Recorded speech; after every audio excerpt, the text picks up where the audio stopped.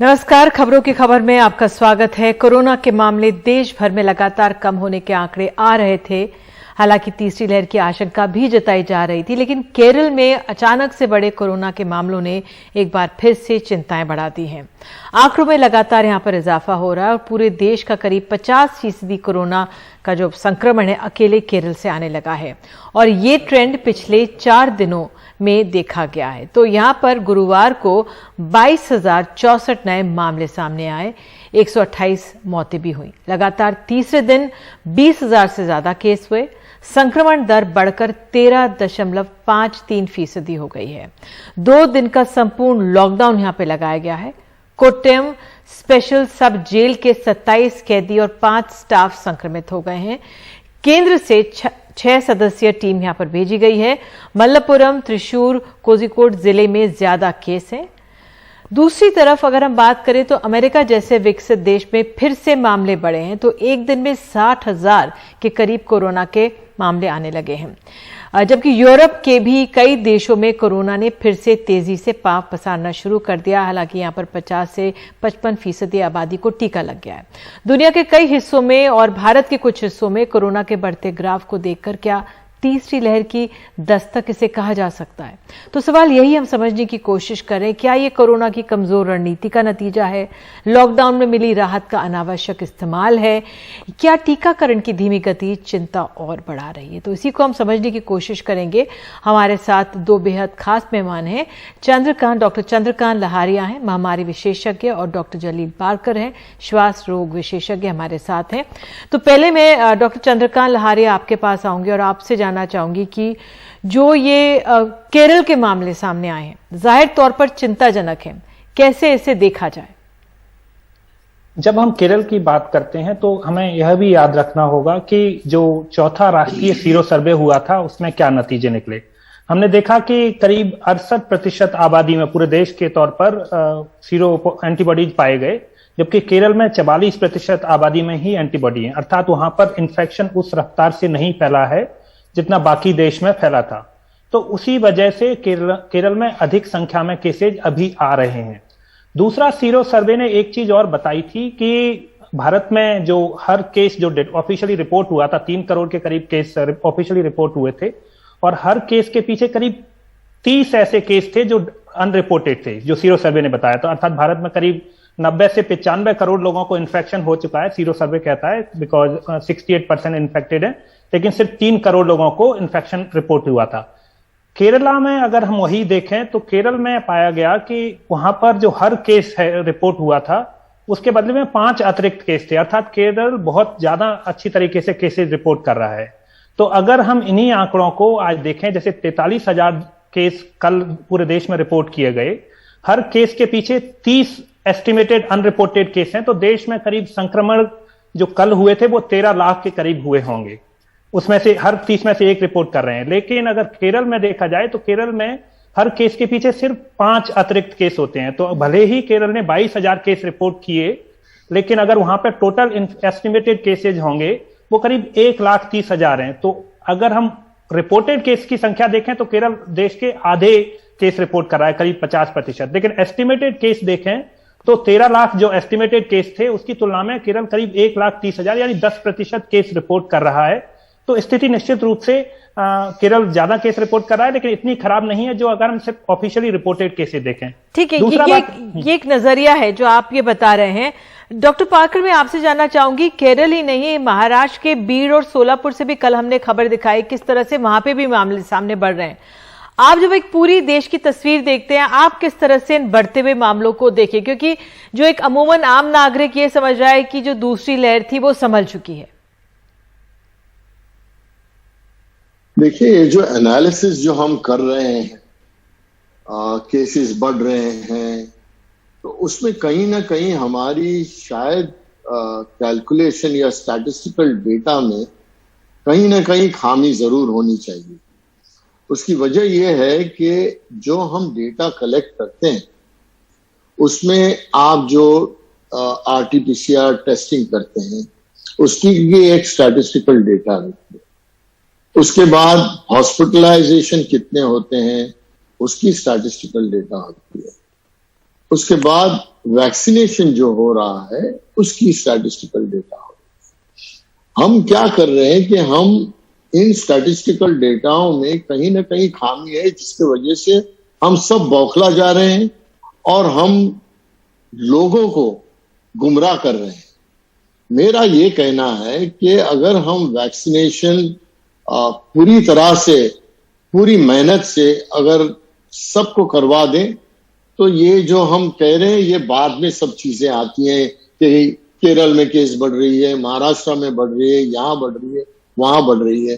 तो हमने जो कुछ किया है वो हमको वैक्सीनेशन पे स्ट्रेस देना पड़ेगा, पहली बात ये है। दूसरी बात ये है कि जो कोविड-19 के वक्त अगर कुछ चीजें हैं जो हमने एहतियात रखनी चाहिए, जैसे मास्क पहनना चाहिए, जैसे सफाई रखनी चाहिए, सैनिटाइजेशन जिसको कहते हैं, ये सब हमारी जिम्मेदारी है हर नागरिक की कि हमने वो करना चाहिए। वो हम नहीं कर रहे हैं। हम दोष दे रहे हैं गवर्नमेंट को कि गवर्नमेंट कुछ नहीं कर रही है। अरे गवर्नमेंट कर रही है, लेकिन हमको भी तो मदद करनी चाहिए। और ये जहां तक सवाल है कि जो RT-PCR, यस, हमको तो हर जगह पर टेस्टिंग तो करनी ही पड़ेगी, वरना हम ये स्टैटिस्टिकल डेटाओं में लगे पड़े रहेंगे और हेल्थ इंफ्रास्ट्रक्चर पे और जोरदार बार पड़ने वाला है। तो मेरा ये कहना है कि जो रिसर्चर्स जो हैं वो अपनी जगह पर अपना रिसर्च करें। जो स्टैटिस्टिशियंस हैं उन्होंने देखना चाहिए कि कहाँ पर हम गलती कर रहे हैं या जो डेटा कलेक्शन है उसमें कोई गलती है क्या, तो ही हम निर्णय ले सकेंगे। और उसके बाद ही हमने सारी जो पॉपुलेशन है जी उनको बताना चाहिए। इससे क्या हो रहा है। ठीक है, आपका ये कहना है कि जो आंकड़े हैं उन पर पूरी तरह से आप निर्भर ना हो, क्योंकि उस पर भी सवाल उठते हैं। लेकिन डॉक्टर चंद्रकार, मैं आपसे ये समझना चाहूंगी, अगर हम उत्तर पूर्व की बात करें, केरल, महाराष्ट्र और अभी दिल्ली में भी आज 63 मामले हैं आए हुए, तो ऐसा नहीं कहीं पे कोरोना थमा है। लेकिन हम USA की बात करें, वहां पे 50 से 55% आबादी वैक्सीनेटेड है। हमारी सिर्फ 7% आबादी वैक्सीनेटेड है जिनको टीकाकरण हुआ है, लेकिन वहां पर भी मामले बढ़ रहे हैं। तो हम एक आम नागरिक को कैसे समझाएं कि टीके के बावजूद हमें सतर्क रहना है, या कैसे देख रहे हैं आप इन पूरे मामलों को? तो ये एक बहुत महत्वपूर्ण बात है। तो लोगों को समझना चाहिए कि जब तक कहीं पर भी संक्रमण फैल रहा है, जो भारत पूरे देश में फैल रहा है, भले ही कम संख्या में कुछ राज्यों में और कुछ राज्यों में अधिक, लेकिन जब तक संक्रमण फैल रहा है लोगों को संक्रमण हो सकता है और जो ससेप्टेबल आबादी है उसको इन्फेक्शन हो सकता है, पहली बात। तो अगर संक्रमण को रोकना है तो उसके लिए जरूरी है कि लोग मास्क और अन्य कोविड अप्रोप्रिएट बिहेवियर का पालन करें। जो कोविड अप्रोप्रिएट बिहेवियर है वो संक्रमण को रोकेगा। जहां तक वैक्सीन की बात आती है, और यूके और अन्य इजराइल और US में हो रहा है, वो वहां पर यह हो रहा है कि वहां व्यक्ति अगर वैक्सीन लगवा लेता है तो उसके बाद उसको गंभीर बीमारी नहीं होगी, जैसा कि वहां पर हो रहा है। लेकिन वैक्सीन लगवाने के बाद भी संक्रमण नहीं रुकता है। वैक्सीन लगवाने के बाद भी Covid appropriate behaviour including mask का पालन करना है। साथ में जो तीसरी और महत्वपूर्ण बात यह है कि जब तक देश के किसी भी हिस्से में वायरस फैलता रहेगा तो संभावना रहेगी कि नए वेरिएंट आ जाएं और वो व्यक्ति को इन्फेक्ट कर दें। तो यूके और इजराइल और अन्य देशों में जो डेल्टा वेरिएंट आया है उसकी वजह से नए इन्फेक्शन हो रहे हैं। फॉर्चुनेटली लोग वैक्सीनेटेड हैं, इसलिए गंभीर बीमारी नहीं हो रही है। उसी तरह भारत को भी उस तरह वैक्सीनेशन करने के बाद तैयार रहना चाहिए कि अगर ऐसा कभी हुआ कि दुनिया के किसी भी हिस्से से नया वेरिएंट उभर कर आता है तो भारत कुछ हद तक बचा रहेगा। हो सकता है वैक्सीनेशन के बाद भी संक्रमण हो, लेकिन अस्पतालों पर लोड नहीं पड़ेगा, गंभीर बीमारी नहीं होगी। तो हमें वैक्सीनेशन इसलिए करना है कि भविष्य में गंभीर बीमारियों से बचें किसी भी वेरिएंट के आने से। तो मास्क लगाएं संक्रमण रोकने के लिए और वैक्सीनेशन करवाएं गंभीर बीमारी से बचें। ये आप सही कह रहे हैं कि मास्क लगाएं, दूरी बनाए रखें, क्योंकि तस्वीरें अमूमन आती है कि बाजार खुलते हैं, किस तरह से लोग भारी भीड़ में पहुंचते हैं और ना तो सोशल डिस्टेंसिंग होती है ना मास्क होता है। डॉक्टर पाकर, आप कुछ कहना चाह रहे थे? जी, देखिए, हमें अमेरिका की और इंडिया की तुलना नहीं करनी चाहिए। अमेरिका में वैक्सीनेशन ज्यादा हो रहा है, लेकिन गवर्नमेंट ने उनके ऊपर कंपलसरी नहीं किया, और इसी वजह से वो उनके लिए जो क्या कहते हैं लॉकडाउन वगैरह थे वो सब खुल गए हैं। और उसके साथ हुआ ऐसे है कि लोगों को वापस कोविड होने लगा है, क्योंकि वो लोग वैक्सीनेशन लेना नहीं चाहते हैं। एट द सेम टाइम उन लोग वो जो मास्क पहनना वगैरह जो है वो उन लोग समझते हैं कि उचित नहीं है। लेकिन आप एक बात याद रखें, उनकी इकोनॉमी वापस आ रही है। हमारे यहाँ ऐसा है कि हमारे यहाँ इलिटरेसी बहुत ज्यादा है, तो गवर्नमेंट ने ये कंपलसरी करना चाहिए कि हर नागरिक को वैक्सीनेशन देना चाहिए, तो ही हम कंट्रोल में लाएंगे, तो ही हम लॉकडाउन खोल पाएंगे, तो ही इकोनॉमी बढ़ेगी और तो ही भारत आगे बढ़ सकेगा। वरना हम लोग डिजास्टर की तरफ जाएंगे, क्योंकि इकोनॉमी नहीं होगी तो लोगों में दहशत फैल जाएगा। क्या कहते हैं उसे, डकैती वगैरह सब शुरू हो जाएगी। बिल्कुल, वाकई में ये परिस्थितियां हैं चिंताजनक। अब डॉक्टर लहारिया में एक सवाल, जो आर फैक्टर है, जो ये हमारे देश में, हम अपने देश की बात अगर करें, जो भी मामले सामने आ रहे हैं, क्या ये तीसरी लहर की दस्तक है या नहीं? एक अच्छी बात यह है कि पूरे देश के तौर पर अभी आर फैक्टर थोड़ा सा ही अपवर्ड डायरेक्शन में जा रहा है, लेकिन केरल में निश्चित रूप से 1 से ऊपर जा चुका है, तो हमें उस पर नजर रखनी होगी। जब भी आर नॉट या आर इफेक्टिव जो है अपवर्ड डायरेक्शन में जाता है तो वो चिंता का विषय हो जाता है, क्योंकि हम नहीं जानते कि वो किस रफ्तार से फैलेगा। जो जरा वो अपवर्ड डायरेक्शन एक बहुत चिंता का विषय होता है, उस जगह पर एक्शन लेना होता है। तो अभी फिलहाल यह कहना थोड़ा जल्दबाजी होगा कि हम तीसरी लहर में जा रहे हैं कि नहीं, क्योंकि अभी फिलहाल हम सेकेंड लहर में ही, दूसरी लहर में ही हैं। केसेज 35,000 टू 35 से 45,000 के बीच में फ्लक्चुएट कर रहे हैं। लेकिन आर नॉट को राष्ट्रीय स्तर पर, राज्यों के स्तर पर और जिला स्तर पर ट्रैक करने की जरूरत है।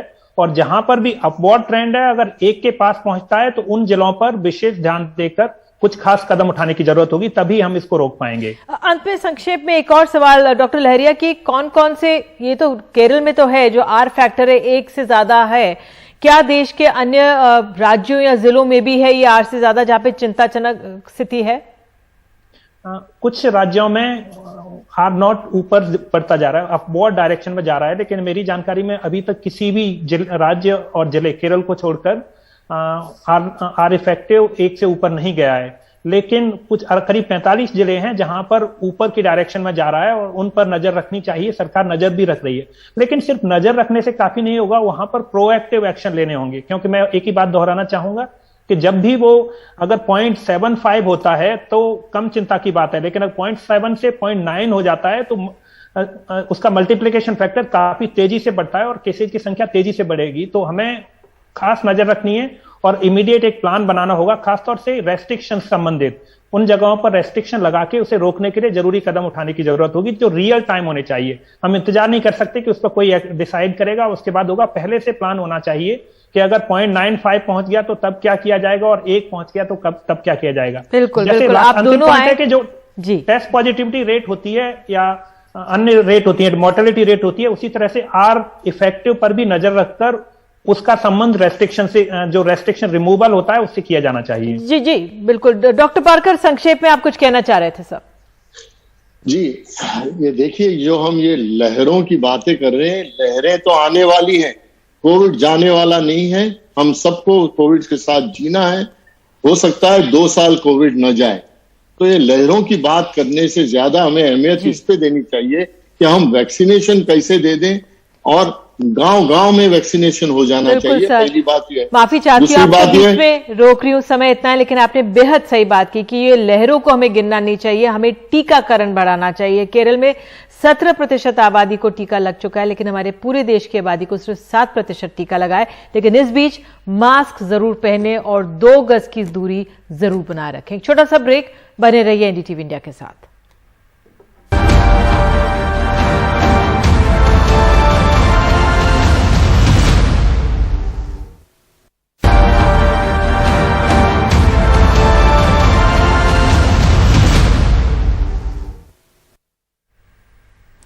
महाराष्ट्र में कोरोना के मामलों में कुछ कमी होने के बाद राज्य सरकार ने 25 जो जिले हैं रियायतें देने का फैसला किया है। अब महाराष्ट्र के 36 में से 25 जिले अनलॉक होंगे। इन जिलों के थिएटर, सिनेमाघर, दुकानें और जिम खुल जाएंगे। रियायतों का ऐलान करते हुए राज्य के स्वास्थ्य मंत्री राजेश टोपे ने कहा है कि 25 जिलों में कोरोना नियंत्रण में है, जिसके बाद कोरोना नियमों में ढील देने का फैसला लिया गया है।